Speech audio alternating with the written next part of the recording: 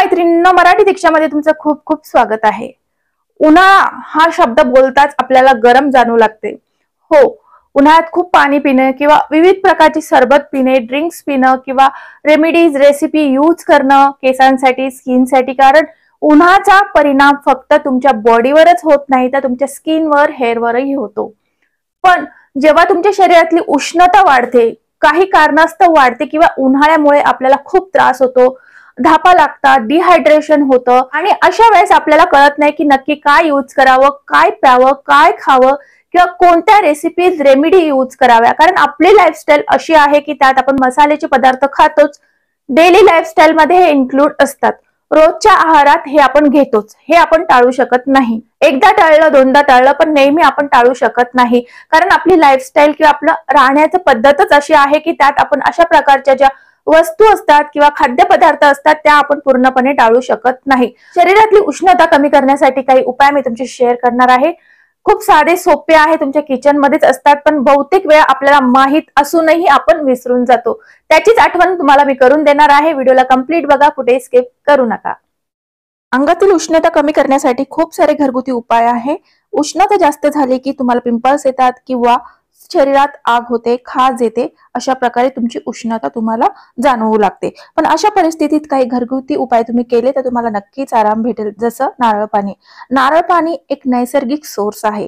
यात खूप सारे गुणधर्म असे असतात की ते तुमच्या शरीराला थंड ठेवतात, हायड्रेट ठेवतात। हो, नारळ पाणी तर सगळ्यांनाच माहित आहे, तर एक रामबाण उपाय म्हणून नेहमी त्याचे सेवन करावे। उन्हाळा म्हटलं की कलिंगड आले, टरबूज आले। हो, याची खूप सारे तुम्ही सरबत करून पिऊ शकतात किंवा रोजच्या रोज तुम्ही हे खाऊन तुमच्या शरीरातील उष्णताही कमी करू शकतात।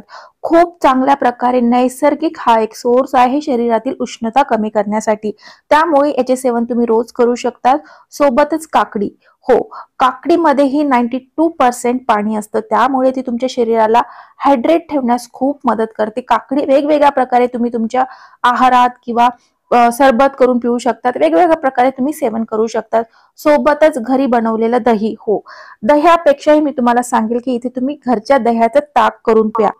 ताक पिण्याचे खूप सारे फायदे आहे, जसे तुमचं जेवण पचतं, शिवाय तुमच्या शरीराला थंडावाही मिळतो, त्यामुळे घरी बनवलेलं ताक नक्कीच रोज तुम्ही पिऊ शकतात। लिंबू सरबत सगळ्यांनाच माहित आहे, आपल्याला उन्हाळा म्हटलं की लिंबू सरबत आठवतोच, पण काही वेळेस यात आपण शुगर जास्त टाकतो, त्यामुळे ते अनहेल्दी ड्रिंक बनून जातं। म्हणून शरीराला योग्य तेवढी शुगर यात तुम्ही मिक्स करा आणि हे ड्रिंक घ्या, आणि हे शरीर तुमचं खूप थंड राहतं। सोबतच कोरफड। कोरफड ऐकून थोडं तुम्हाला वेगळं वाटेल, पण कोरफडही शरीराला थंडावा देते। कोरफडीचा गर काढून वेगवेगळ्या सरबत मध्ये मिक्स करून हे तुम्ही घेऊ शकतात।